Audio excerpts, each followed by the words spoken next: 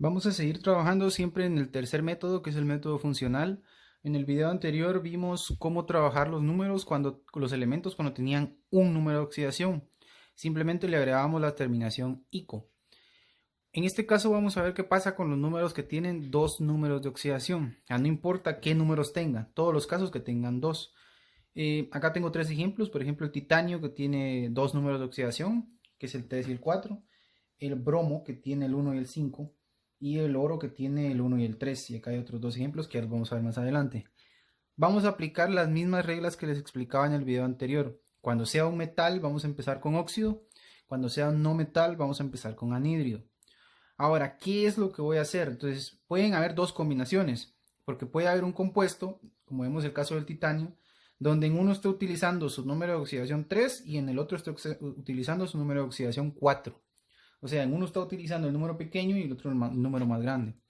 Entonces, cuando utilice el número menor de los que tenga el elemento, vamos a cambiar la terminación ICO que usamos en el anterior por la terminación OSO cuando utilice el menor. Y cuando esté usando el mayor de los dos números, vamos a utilizar igual la terminación ICO. Entonces, acá tenemos el primer ejemplo que vamos a trabajar. En este caso, el titanio tiene dos números de oxidación que son 3 y 4. Acá tenemos los dos ejemplos en donde utiliza. En el primer caso, está utilizando el número menor. Vamos a empezar siempre nombrando el oxígeno como óxido o anhídrido. En este caso, el titanio es un elemento metal. Entonces voy a empezar con la palabra óxido. Entonces, como está utilizando el 3, recordemos que acá los números están cambiados. El número que aparece en el oxígeno es del primer elemento. Entonces, acá está usando el menor de los dos números.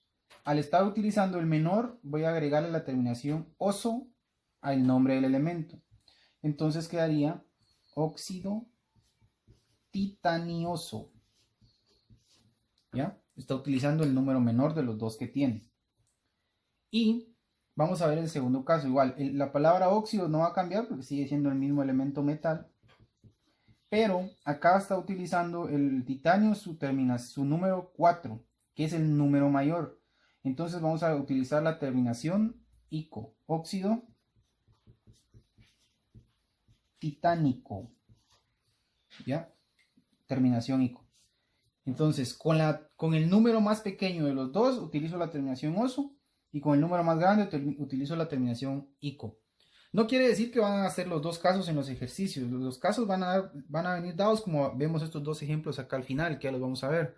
Que es en donde van a estar un único número, pero ustedes van a tener que verificar en la tabla cuál de los dos números se está usando. No quiere decir que en todos los casos van a ser los dos.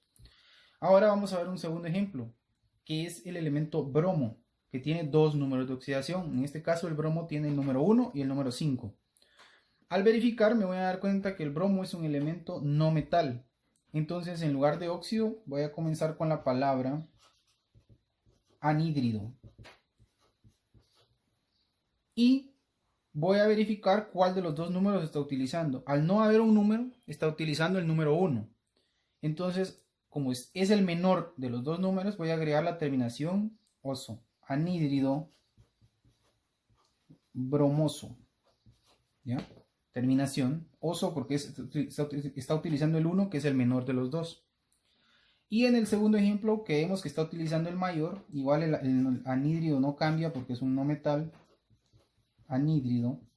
Pero como está utilizando el 5, que es el más grande de los dos, le voy a agregar la terminación ico, que es para los mayores, anhídrido brómico.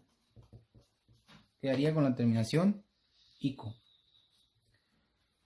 En el tercer ejemplo, tenemos el elemento oro, que tiene dos números de oxidación también, que sería en este caso el 1 y el 3.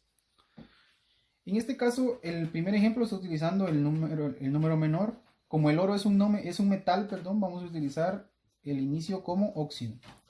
El oro es uno de los elementos que utiliza su nombre en latín en este método.